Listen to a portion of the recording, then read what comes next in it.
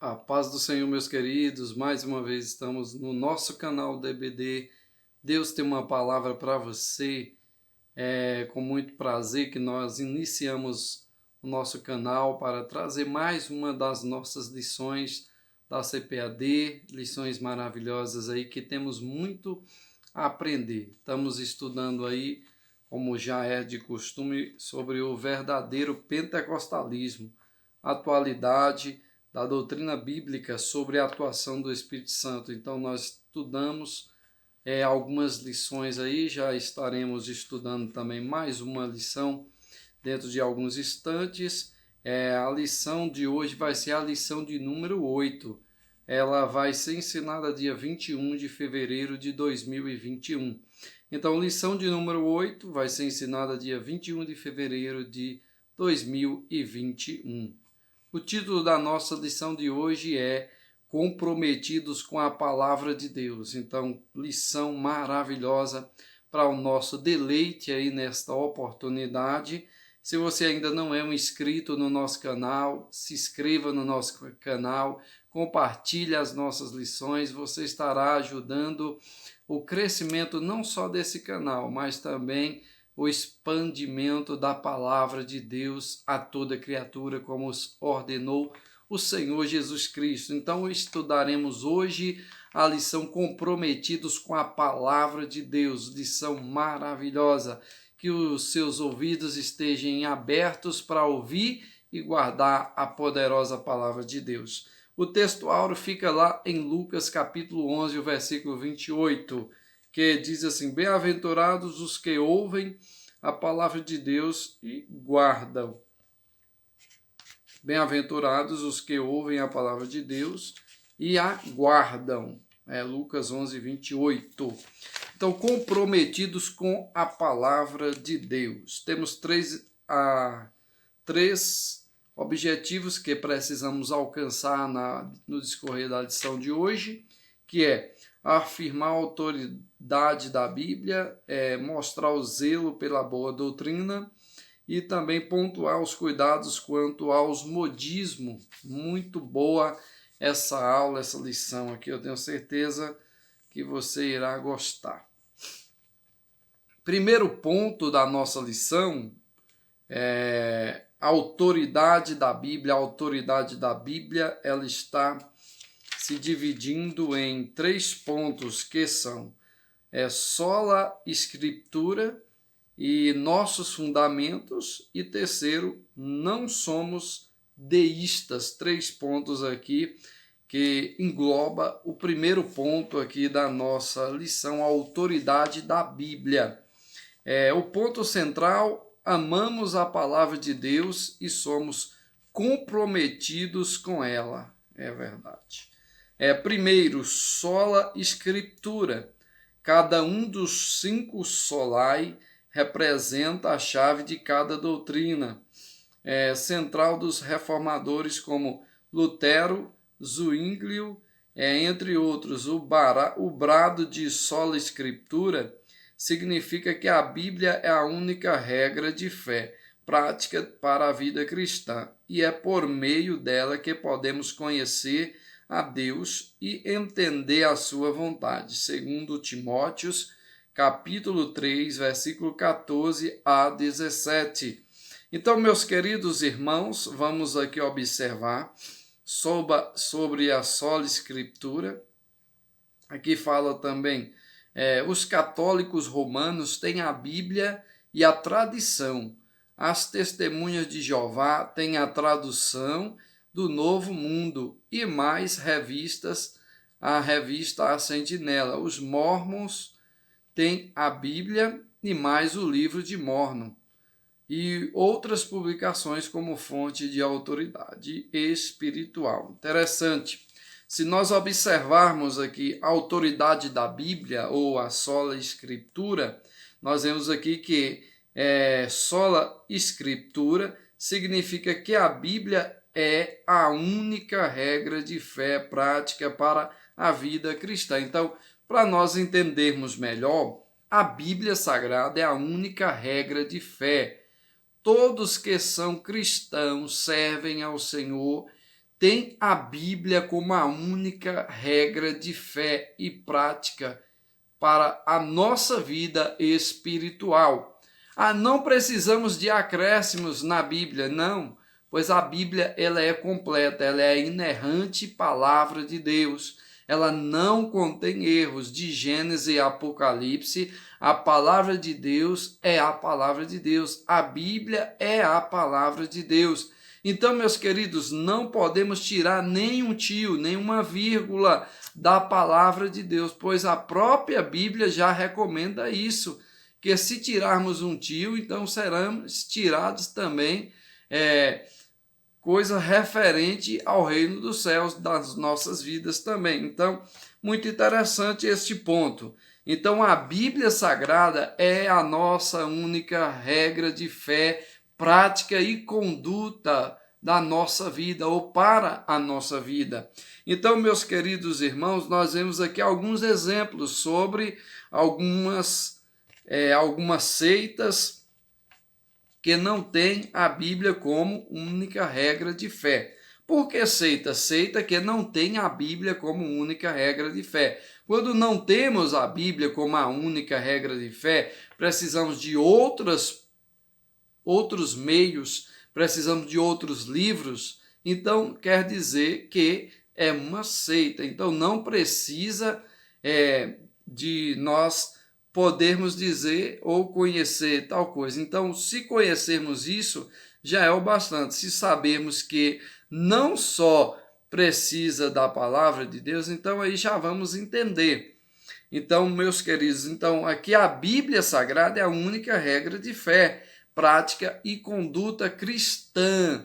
Então, não podemos ter ou apresentarmos outros livros ou outras palavras para complementar a Bíblia. Não, a Bíblia é completa. Então, podemos entender dessa forma. A Bíblia, ela é completa. Então, é a palavra de Deus. Nós vimos aqui os católicos romanos, exemplo, eles têm a Bíblia e a tradição. Então, isso aqui é algo que também podemos observar. Eles têm a Bíblia Sagrada, mas também têm os seus dogmas ou as suas tradições, como também partes da Bíblia ou acima da Bíblia. Se nós observarmos, a palavra papal, ela está acima da Bíblia Sagrada, então está acima da palavra de Deus. Então a palavra de Deus ficou lá embaixo. Então isso não existe. A Bíblia é a nossa única regra de fé. Outro exemplo aqui, nós vemos os Testemunhos de Jeová. Eles têm a tradução do Novo Mundo e mais a revista A Sentinela.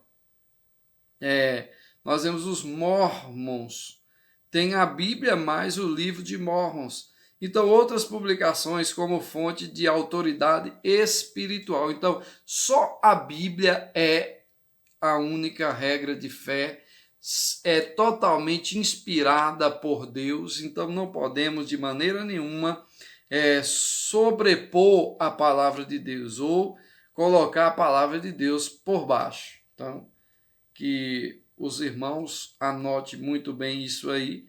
A Bíblia é a nossa única regra de fé, prática e conduta. Não precisamos de mais nada. Segundo ponto, os nossos fundamentos. Os pentecostais ainda são vistos por alguns não pentecostais dissensionalistas como um movimento que baseia suas crenças e práticas nas emoções e ensina a crença no cânon aberto. São interpretações equivocadas. A nosso respeito, nós cremos que a revelação canônica se encerrou com os apóstolos do Novo Testamento.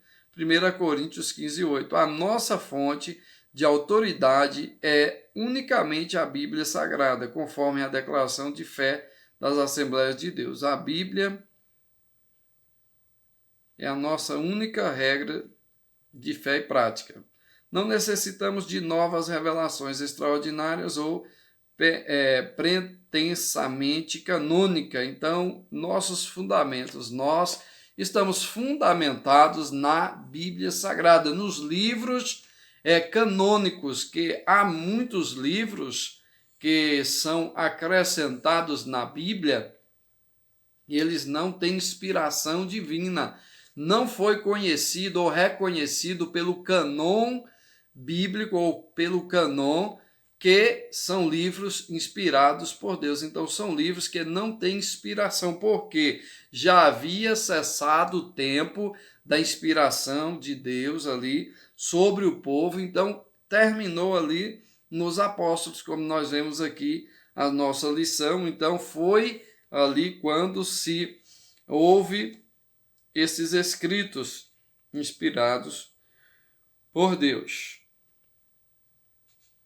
Então, nossos fundamentos.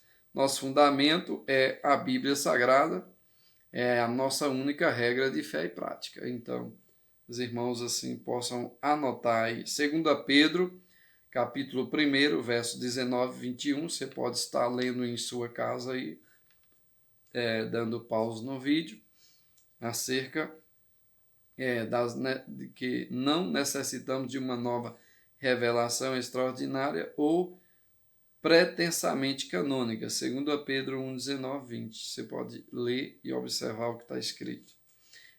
Terceiro, não somos deístas. Terceiro ponto, não somos deístas. O que é deísmo? Deísmo é a doutrina de afirmar a existência de Deus.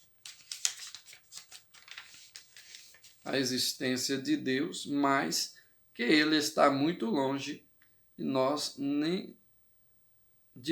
e não se envolve com assuntos humanos. É como um relojoeiro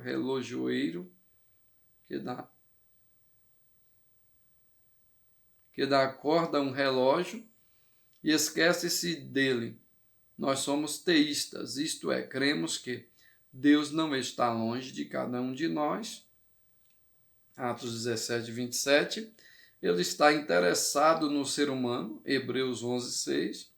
O fechamento do cânon sagrado não significa que Deus abandonou suas criaturas e o seu povo. Nós cremos que Deus continua a se comunicar com o seu povo por meio dos dons espirituais. Entretanto, essa revelação não se reveste de autoridade canônica para a igreja. Deus se comunica conosco pela leitura de sua palavra, pelos dons espirituais, sonhos, visões e até pelas coisas simples do dia a dia. Então, nós vimos aqui esse terceiro ponto acerca de não somos deístas. Então, acredito que ficou aí bem explicado o que é deísta, o que são os deístas. Aqui nós vemos deísta e teísta. Deísta, teísta. Deístas são aqueles que, nós vemos aqui, aqueles que creem na existência de Deus, mas que ele está muito longe de nós e não se envolvem em assuntos humanos. Então, esses são os deístas, que acreditam que Deus está longe de nós e não se envolve nos assuntos humanos. Como nós vemos aqui um exemplo de um relojoeiro que dá a corda ali no seu relógio e esquece dele. E nunca mais volta para dar corda no relógio. Então, nós somos teístas, quer dizer, cremos que Deus não está longe de cada um de nós, ele está interessado no ser humano, o fechamento do cânon sagrado.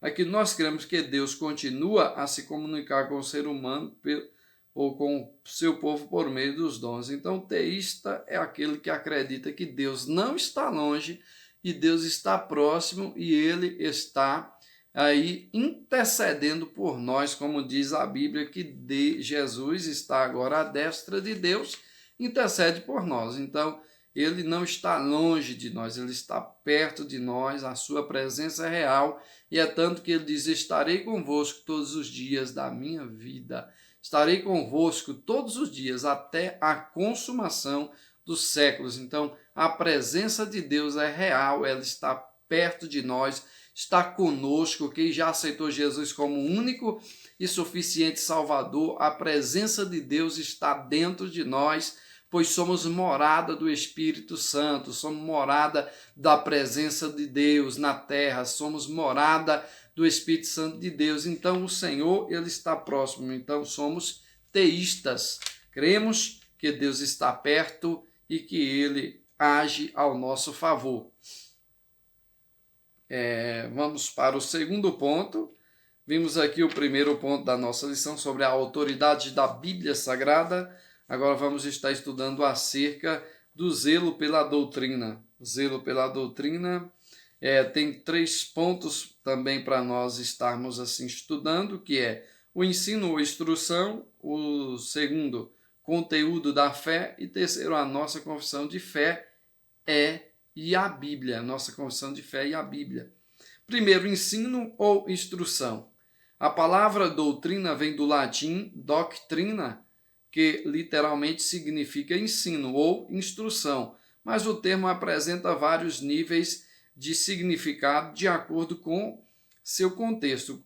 Quando o texto sagrado expressa perseveram a doutrina dos apóstolos, isso significa que os discípulos permaneciam seguindo o ensino dos apóstolos. Nesse caso, a palavra doutrina significa ensino, instrução. Estamos nos referindo aos ensinos bíblicos. Então, ensino ou instrução. Ensino ou instrução. Interessante para nós estarmos assim compreendendo as nossas lições. Então, ensino ou instrução quer dizer acerca da doutrina. Nós vimos aqui que os discípulos perseveraram na doutrina dos apóstolos. Qual era a doutrina dos apóstolos? A doutrina de Cristo. Os apóstolos seguiam a Cristo, então essa era a doutrina que Cristo deixou. Então, nesse caso, a palavra doutrina significa ensino ou instrução. Estamos nos referindo aos ensinos bíblicos. Então, precisamos ter um zelo pela doutrina, pela palavra. O que é doutrina? Doutrina é um conjunto de princípios. Quando se há princípios que não pode ser quebrado, é um conjunto que formam as doutrinas da igreja. Então, as doutrinas são princípios que não podem ser quebrados. Conteúdo da fé. Aqui fala, a palavra doutrina se aplica também a um corpo básico coerente do ensino cristão. Como credos, trata-se de um ensino sistemático sobre os dados da revelação. A fonte de Deus, auxiliada pela experiência cristã, com a ajuda do intelecto humano. Isso se faz por meio do ensino da instrução. Quando o apóstolo Paulo diz, traze estas coisas à memória, ele está referindo à sã doutrina, contrapondo os falatórios profanos, credos e as confissões de fé. São 2 tipos distintos de documentos eclesiásticos, mas com o mesmo propósito, interpretar as escrituras para sintetizar o ensino da igreja. Os credos são genéricos e a confissão de fé é mais elaborada e específica. Então, conteúdo da fé. Nós vimos aqui acerca do conteúdo da fé, nós vimos aqui algo interessante. A fonte do conteúdo doutrinário é a própria palavra de Deus, auxiliada pela experiência cristã e com a ajuda do intelecto humano. 1 Timóteo 4,16 e 2 Timóteo 3,16. Então, isso aqui é algo maravilhoso para a nossa vida. Então, o conteúdo da fé é a fonte, como diz aqui, a fonte do conteúdo doutrinário é a própria palavra. Então, a fonte do conteúdo de fé, do conteúdo doutrinário, é a própria palavra de Deus. Então, aqui nós vemos a própria palavra de Deus auxiliada pela experiência e com a ajuda do intelecto. Então, algo interessante, que a palavra também ela vai ser expressa ou ensinada também por pessoas experientes que têm um conhecimento de Deus, um chamado aí para ensinar a palavra do Senhor. Então, algo interessante. Terceiro, a nossa confissão de fé é a Bíblia. A nossa confissão de fé não é autoridade particular, pois expressa o pensamento e a vida da igreja. Interessante. Entretanto, a palavra final é a Bíblia, a declaração de fé expressa, a doutrina oficial da Igreja.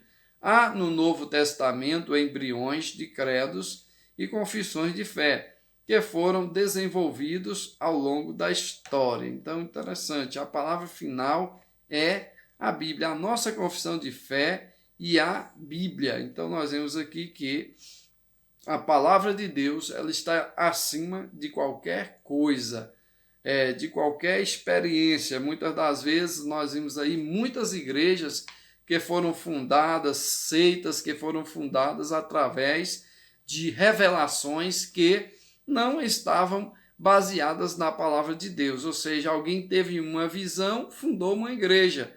Então, totalmente distorcendo os princípios da Bíblia Sagrada.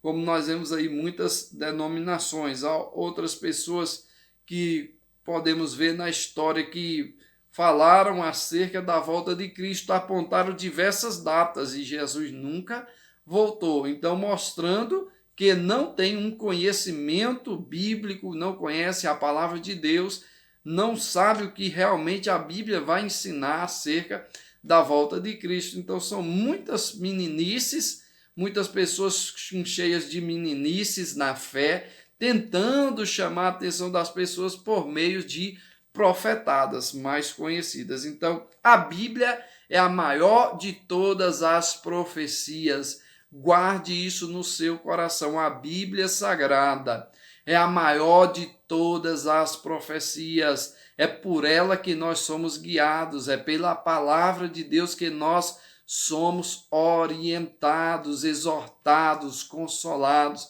é pela palavra de Deus. Então, meus queridos, é tanto que chega-se o apóstolo Paulo, se eu não me engano, falar acerca disso aqui, da própria palavra, de se tiver ou se vier um anjo do céu, um anjo de luz, vir do céu a esta terra e lhes proclamar uma palavra que não já está contido no Evangelho, que não está contido na palavra do Senhor, uma palavra que seja, que venha mudar até o que realmente a Bíblia vai ensinar. Ele diz, tenha por amaldiçoado, ou por anátema, esse anjo, ou seja, quem for. Então, a Bíblia é completa, é a inerrante palavra de Deus. Então, não precisamos de mais nada, só a palavra de Deus. Terceiro ponto, queridos, cuidado quanto aos modismos. Cuidado contra os modismos, que se divide em 4 pontos. 4 pontos, esse ponto aqui é muito interessante e bem profundo. Vamos aí estar sistematizando. Interessante. Modismo. Primeiro, cuidado quanto ao modismo. Modismo, essa palavra traz a ideia de que está na moda. Isso aplica também no campo teológico. São ventos de doutrinas que vêm e se vão, certo? Aqui fala, em outras palavras, são inúteis e inaproveitáveis. Quem não se lembra do dente de ouro? Uma pergunta. Quem não se lembra do dom da unção do Caicai, do sopro, do G12, então febre dos anjos, a febre dos anjos e de outras aberrações doutrinárias. Então nós vemos aqui diversas meninices, amados irmãos. Meninices, nós podemos chamar de meninices, coisas que vêm chamar a atenção das pessoas que não vai fazer nenhum efeito na vida de ninguém, não vai fortalecer a sua fé, não vai transformar você, não vai fazer nada. Então são meninices para chamar a atenção das pessoas. Então nós vimos aqui, olha, a unção do Caicai, aquela unção do Caicai é um Caicai para lá, um Caicai para cá, do sopro santo, do G12, febre dos anjos, outras aberrações doutrinárias. Então, são promotores e expoentes. Não há como combater esses abusos e essas práticas exóticas sem o conhecimento adequado da palavra de Deus. Tito 1:9. Então, precisamos do conhecimento da palavra de Deus para nós não sermos pegos por ventos de doutrinas que são assoprados por aí. Então, esses ventos, se nós não tivermos cuidado, Se nós não estivermos alicerçados na palavra de Deus, eles podem nos pegar, podem nos derrubar. Então vamos ficar atentos no que realmente a Bíblia ensina acerca de qualquer assunto. Você pode ter aí a Bíblia como seu manual, única regra de fé. Ela responde qualquer coisa que nós necessitarmos. Tanto que a Bíblia vai falar que há coisas que não foi revelada ao homem. Então isso aí a Bíblia não vai ter como revelar. Então, se não foi revelada para nós, então há assuntos que estão ocultos e só será revelado no grande dia do Senhor.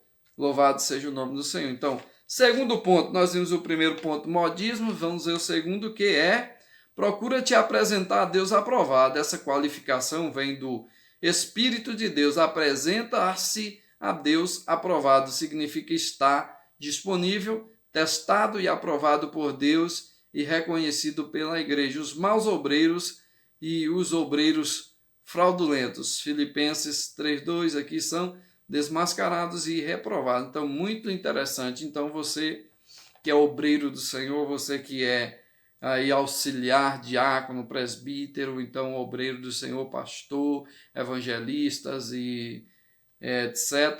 Então, seja,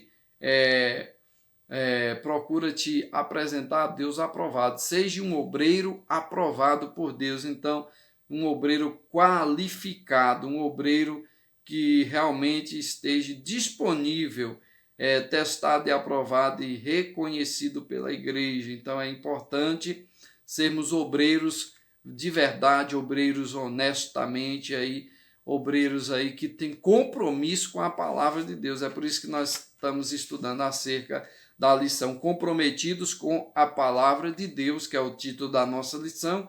Então procura-te se comprometer com Deus ou com a palavra de Deus. Então procura se apresentar a Deus aprovado. Então seja um obreiro aprovado por Deus.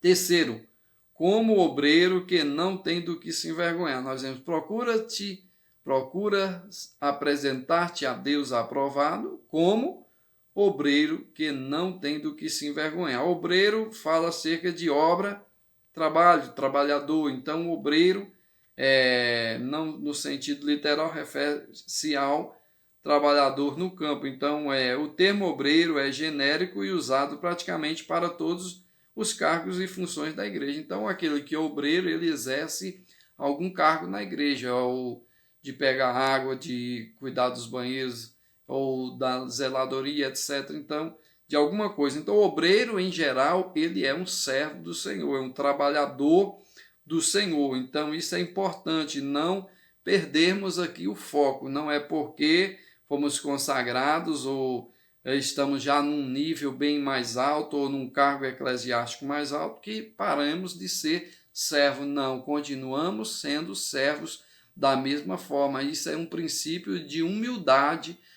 Não adianta nós querermos nos exaltar, porque mais cedo ou mais tarde nós iremos cair, porque a própria Bíblia diz que Deus exalta a humilde e abate aí o exaltado. Então vamos ficar atentos nisso aí.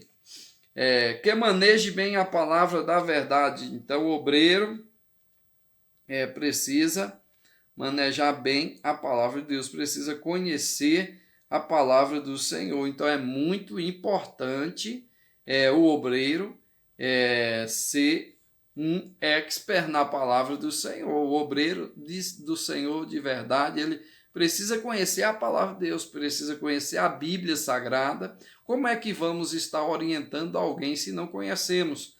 E nem podemos aconselhar através da Bíblia. Então precisamos conhecer a palavra de Deus. Então, pois a Bíblia, ela tem resposta para tudo, para a tristeza, aqueles que estão tristes, uma palavra para a tristeza, uma palavra para quem está triste, uma palavra para quem está angustiado, para quem está possesso e etc. Então, a palavra para todos os momentos da nossa vida. Então, precisamos conhecer a palavra de Deus. Isso é muito importante. Então, o obreiro precisa, aqui nós vemos aqui, procura apresentar-te a Deus aprovado, como obreiro que não tem do que se envergonhar, que maneje bem a palavra da verdade. Então é preciso manejar bem a palavra da verdade. Qual é a palavra da verdade? A Bíblia Sagrada é a palavra da verdade. Então, é tanto que aí João 17, se eu não me engano, diz: santifica-os na verdade, a tua palavra é a verdade.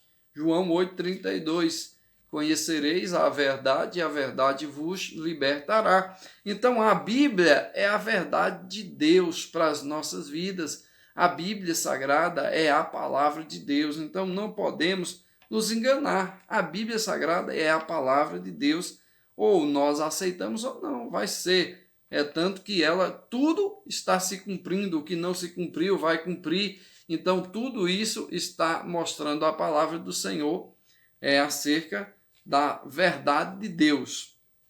Então nós estamos já finalizando aqui, meus queridos, somente estarei lendo a conclusão para nós